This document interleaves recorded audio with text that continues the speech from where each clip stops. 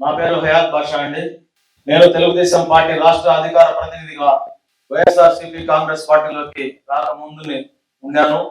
నేను ఈ 2024 ఎన్నికల్లో ఆదాల ప్రభాకర్ రెడ్డి గారి కోసం రూరల్ నియోజకవర్గంలో శక్తి వంచన లేకుండా పనిచేస్తానని చెప్పి ఆయన చేతుల మీదుగా కండువా వేస్తున్నాను.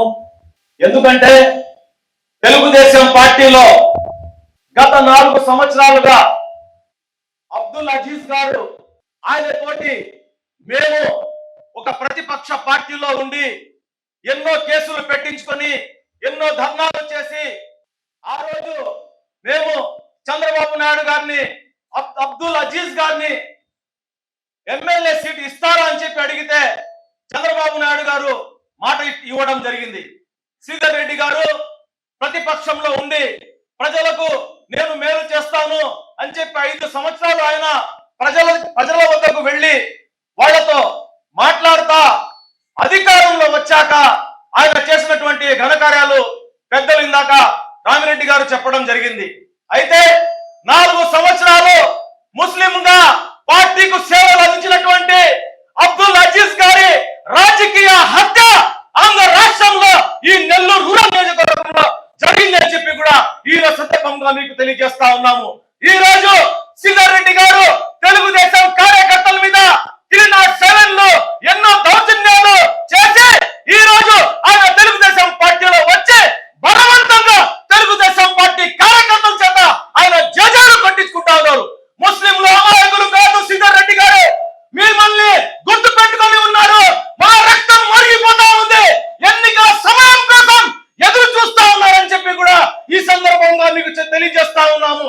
ముస్లింలు మీకోసం మా అండగా ఉన్నాడు, మా కోసం ఉన్నాడు అని చెప్పి చెప్తే ఒక ముస్లింగా ఒక నాయకుడు ఎదుగుతా ఉంటే ఆ నాయకుడికి మీరు ఆయనకి భవిష్యత్తు లేకుండా మీరు చేసినటువంటి దౌర్భాగ్యం దుర్మార్గం ప్రజలు గమనిస్తా ఉన్నారు.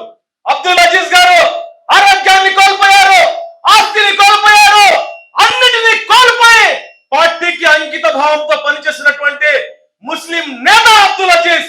అలాంటి అబ్దుల్ అజీజ్ ని చంద్రబాబు నాయుడు రాజకీయ హత్య చేసి ఆ అవకాశాన్ని మీకు ఇస్తే ఈ రోజు మీరు వచ్చి కళ్ళబొల్లి మాటలు చెప్తూ ముస్లింలకు నేను ఎన్ఆర్సీ టైంలో ఉన్నాను, ఎన్పిఆర్ టైంలో ఉన్నాను అని చెప్పి చెప్తున్నారు.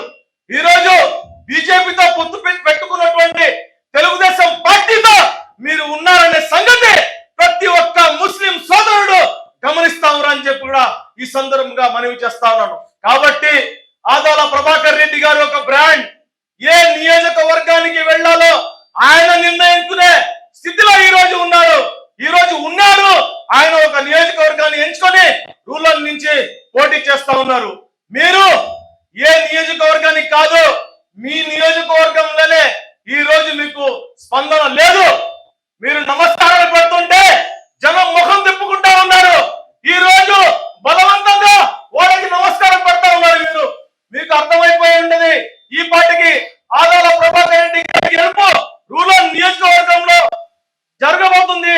ఆదాల ప్రభాకర్ రెడ్డి గారు అత్యధిక మెజార్టీతో అఖండ విజయాన్ని సాధించబోతున్నారని చెప్పి, కాబట్టి నెల్లూరు రూరల్ ప్రజలకు అందరికీ ఒక్కటే మనవి చేస్తా ఉన్నాను సోదరులారా, మీరందరూ మనశ్శాంతిగా ప్రశాంతంగా ఉండాలంటే నెల్లూరు రూరల్ నియోజకవర్గంలో ఆదాల ప్రభాకర్ రెడ్డి గారిని గెలిపించుకొని అదే విధంగా జగనన్నని సీఎం చేసుకోవాల్సిందిగా